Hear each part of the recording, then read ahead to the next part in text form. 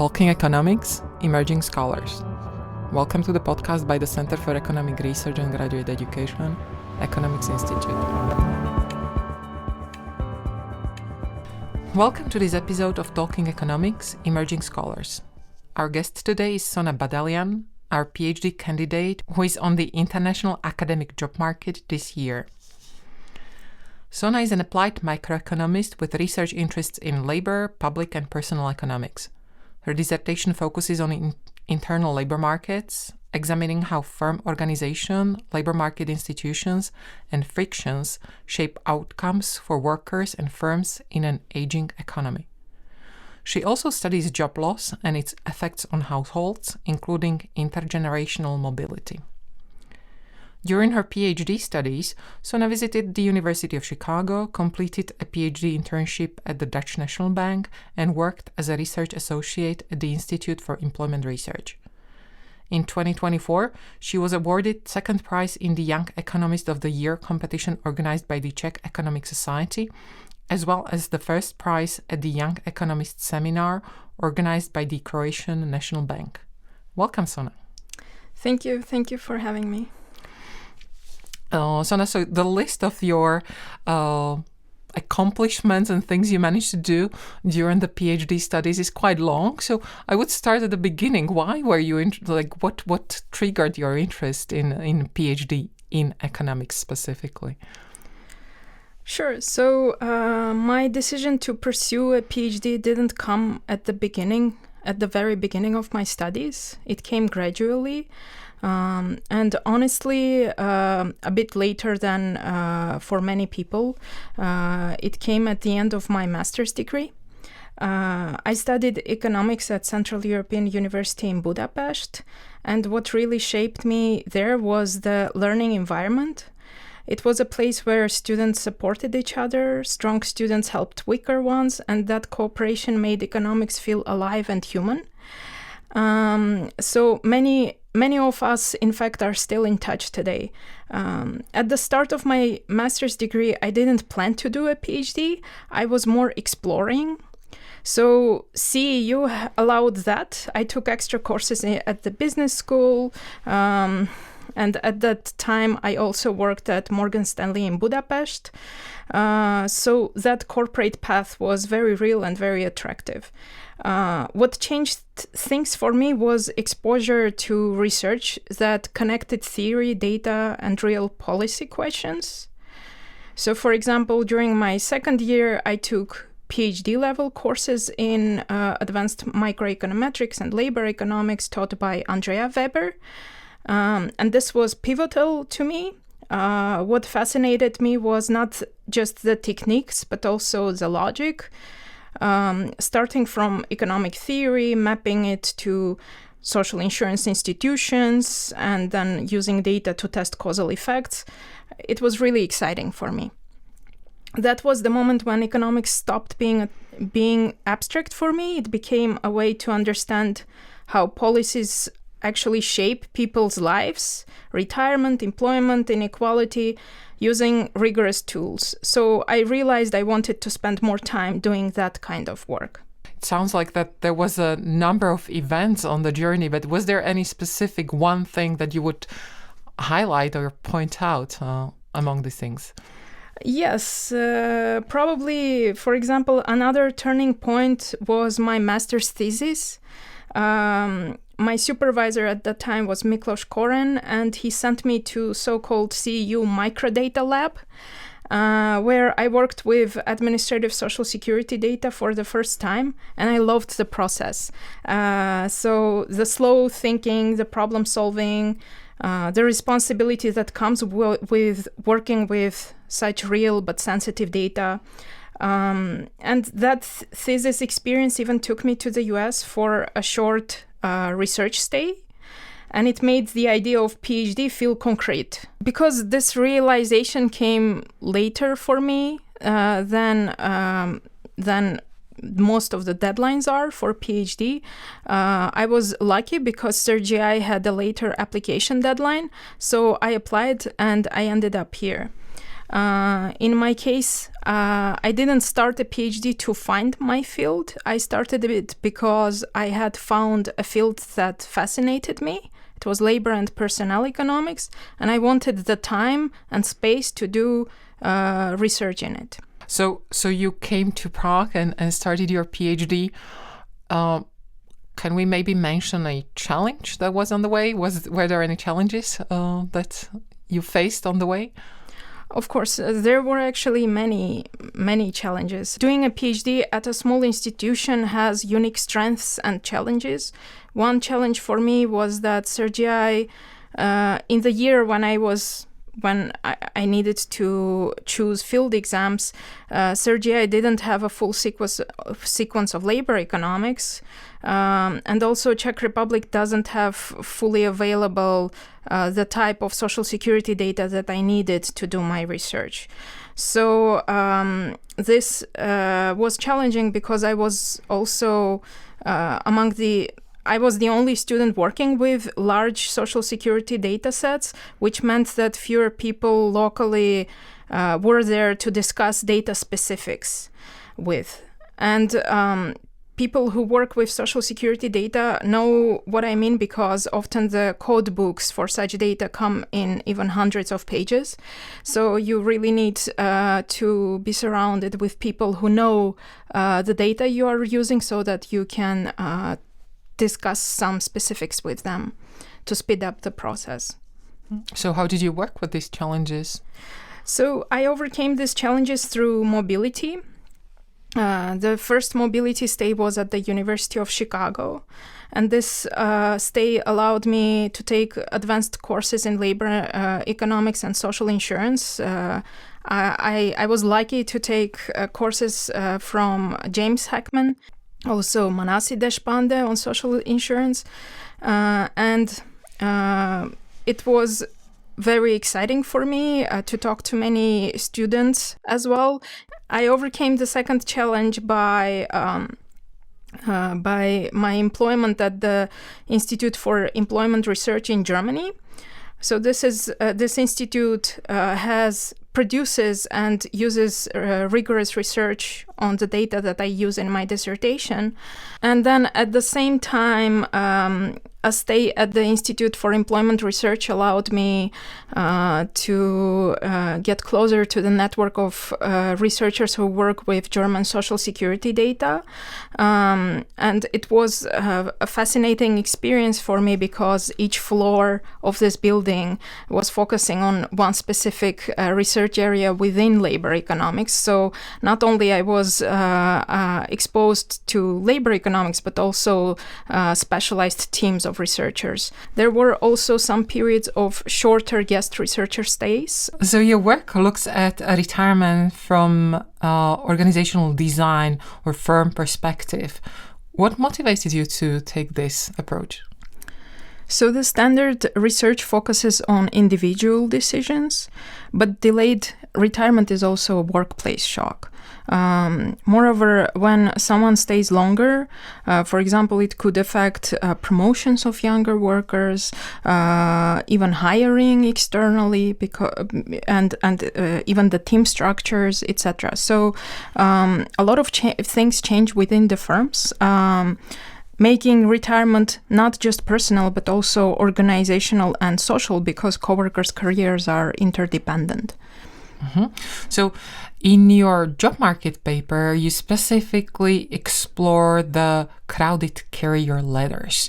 Can you say something more about this? By saying crowded career ladders, I mean that when older workers stay longer because of a reform, and in my case I study a reform which raised women's retirement age by at least 3 years, that could lead to crowded career ladders, meaning that it could create some bottlenecks for coworkers to get promoted further.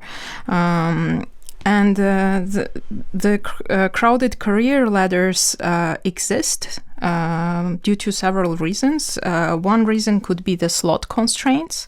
So slot constraints mean that firms may have a limited number of positions, and therefore it's just difficult to create new jobs. That's why there could be crowded career ladders. And then there is a related theory of incentive contracts in personnel economics, which suggests that wages and productivity may diverge over the life cycle, and therefore older workers are overpaid relative to their productivity, while younger workers are underpaid relative to their productivity just because of tenure. And this raises the possibility that firms might also face some financial or adjustment constraints when older workers stay longer. And so in this paper, I examine whether crowd out occurs and which mechanisms explain it. And I also find an evidence that points primarily to slot constraints. So the increase in older worker retention closely mirrors the combined decline in promotion and hiring.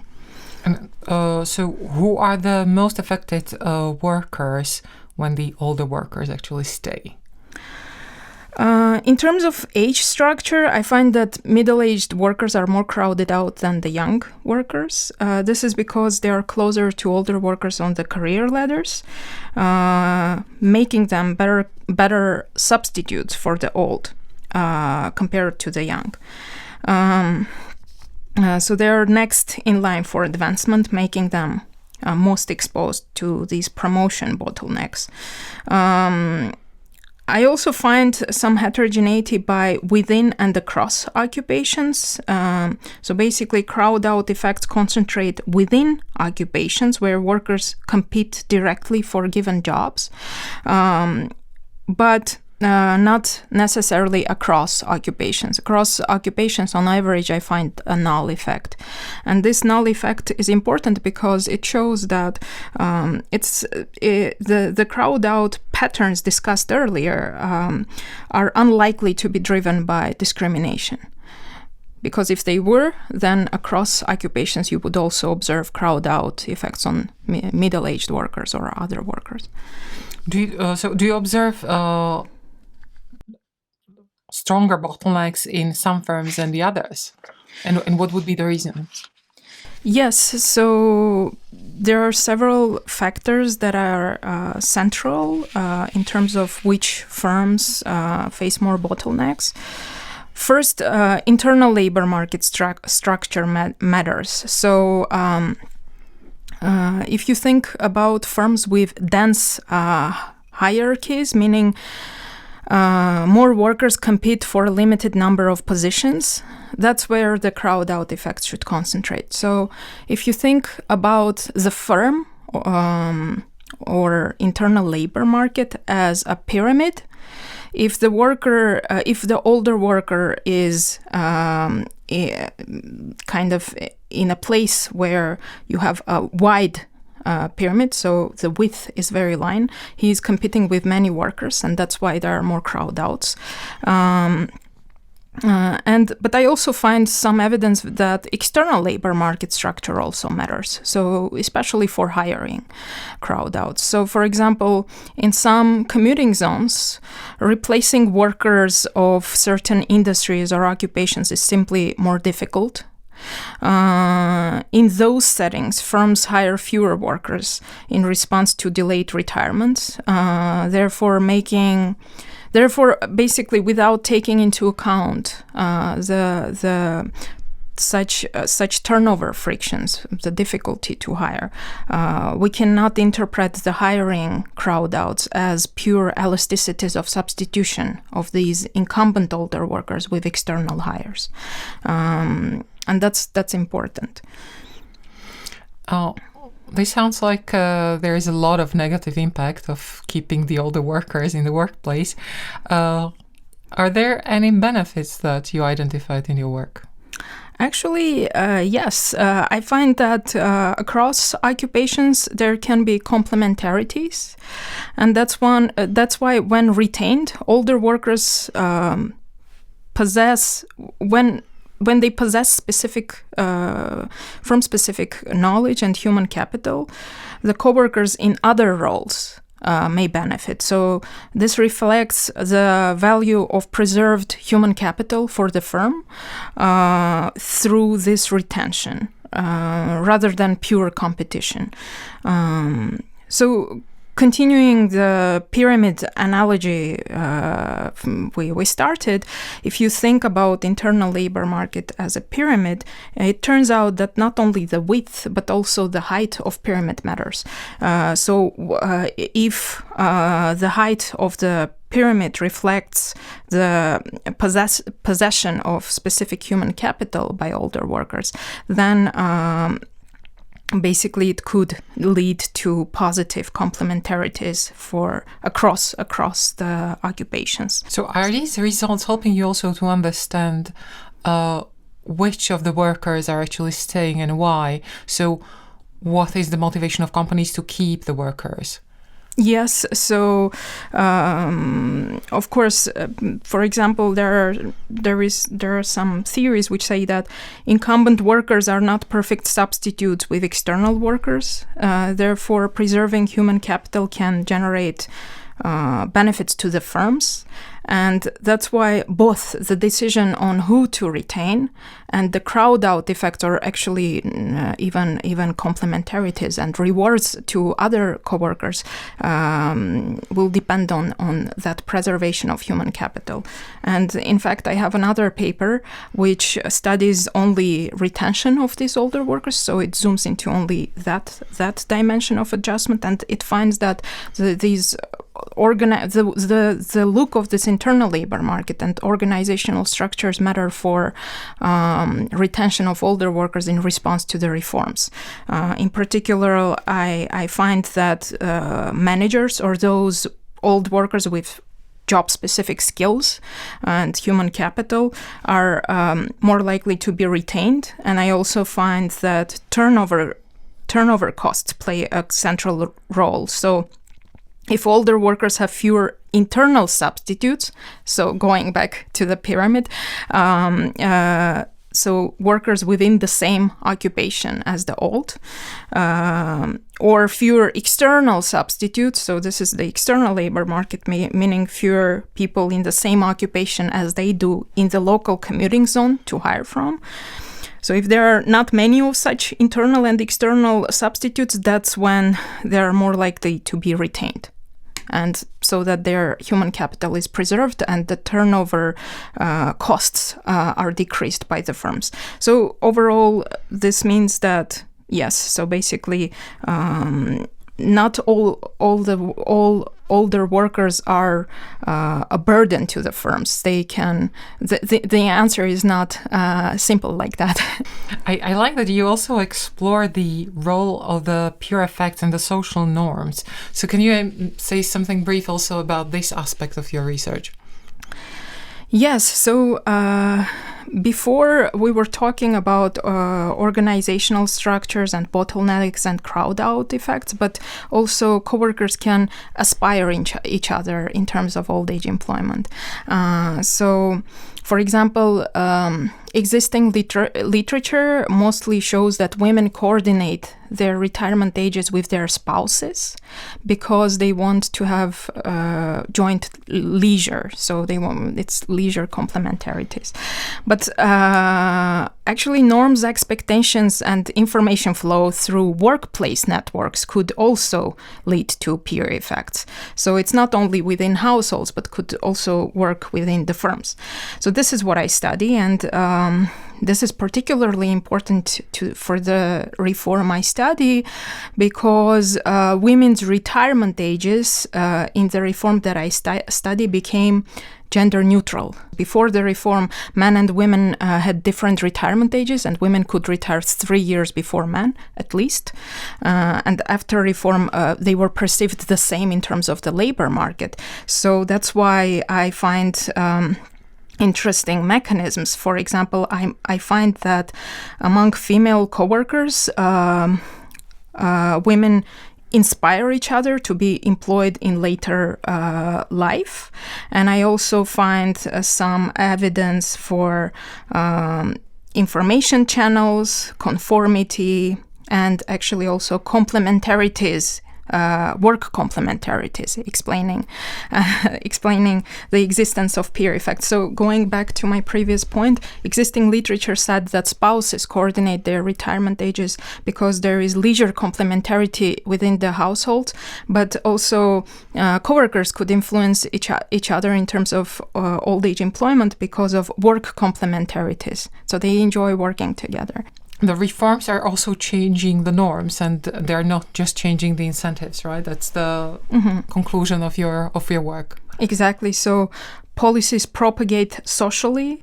Peer behavior acts as an amplification mechanism, a very intuitive but often overlooked channel. Thank you, Sona. And I know that you are on the job market. Good luck with your next steps and your next career. Thank you very much. Thank you for having me.